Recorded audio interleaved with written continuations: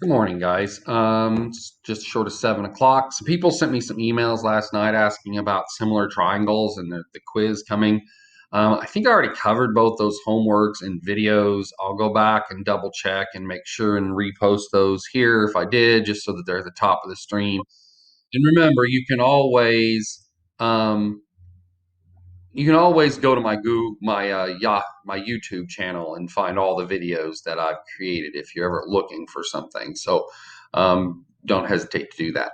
What I'm going to do is I found a question online. I'm just going to do this one for you. At least it's a little different than the ones that you've been doing in the book, and it should hopefully help you with your issues. Now, I'm going to have to do some drawing here. I don't have my fancy little pens. This is me drawing with my right hand on a mouse.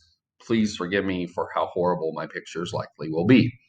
Okay, so we have this situation with similar triangles. We're told basically that this is parallel or that these clearly are similar triangles. The issue is they're on top of one another. So the best piece of advice I can give you for being able to do these questions properly is to draw the two triangles separately so that you can look at what sides match up. So I'm going to do my best, like I said, and you're going to have to bear with me. So I've got the little triangle on top. Looks something like this. That isn't horrible. This is 14. This is 30. Now you'll clearly tell this is not to scale, by the way. And this is y. And that's your top little triangle. Then I've got a bigger triangle. Looks something like this. Again, not absolutely horrible. Where this is 22. This is x plus 30.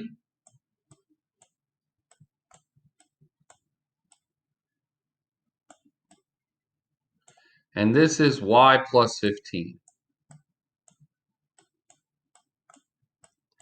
Now, the big thing about similar triangles is they have equal angles.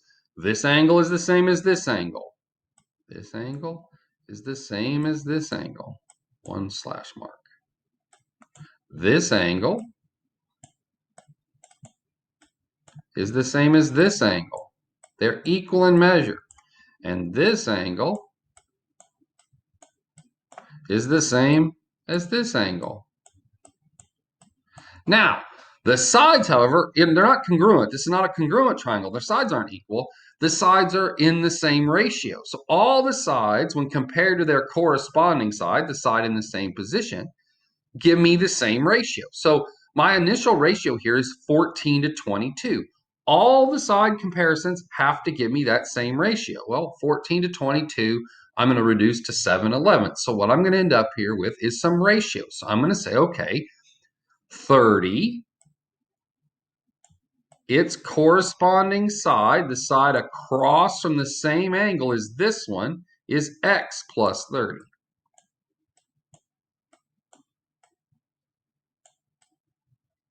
That must equal 14 to 22, which I'm going to make my life easier. I'm going to reduce to 7/11. Now, that is all. That's it for geometry.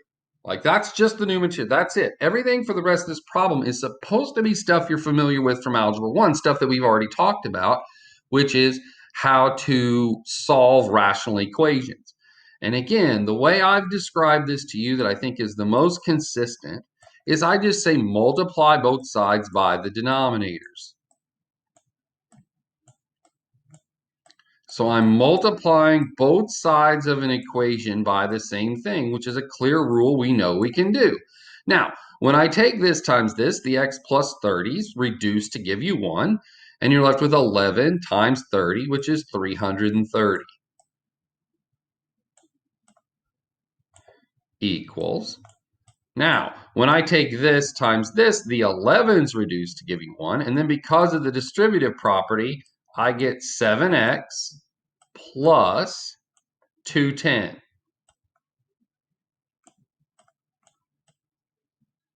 Now, I'm going to subtract the 210, which leaves this to be 120. And then I've got 120 equals 7x. So I'm just then going to divide by 7. Now, this is one of those times where I keep telling you, leave things as fractions. I had a question from somebody just yesterday about they thought they missed. They didn't understand why one was marked wrong on con, and it's because they were typed it as a decimal and estimated instead of just giving it as a fractional answer. So be careful with that. Fractions are, you don't want this as a decimal. It's nasty. It's a repeating big long nasty decimal. And you don't want that. So just leave it like that. 120 over 7, perfectly fine answer. There's nothing wrong with that. Now we're going to do the exact same thing for y. So for y, you're going to say y is 2y over y plus 15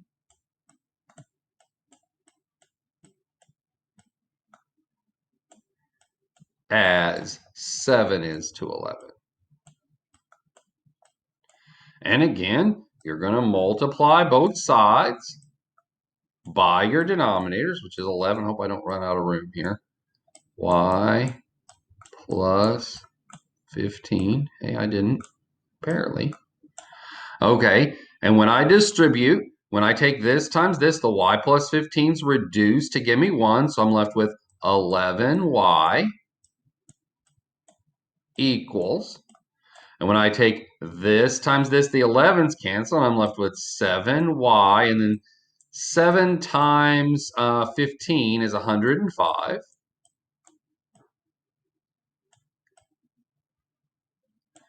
And again, I'm going to subtract the 7y, so it's going to get a 4y over here and a 105 over here. And again, because of space and because I'm having to write this way, I'm not going to write every single step out. We're going to divide both sides by 4. So I get y equals 105 over 4. Now again, this is a nicer decimal. If you divide this, it's not a repeating. It comes out with a nice, probably 0.15, 0.25. What's it going to be? 26.25. But leave it just like this anyway. Decimals are not as handy as fractions, and you need to learn that lesson. Like, we do not want to use decimals unless we are, for the most part, told to. We want to stick to fractions. Fractions are much more accurate. They're much easier to deal with. There's a lot of things about them. I know that you're uncomfortable because sometimes you want to use your calculator, but there's no need for a calculator here. I didn't need one. You don't need one. Okay? Hopefully this helps. And like I said, I'll look for the videos on the homeworks about similarity that I think I've already done. If I haven't, I'll do them and then post them. You guys have a great day.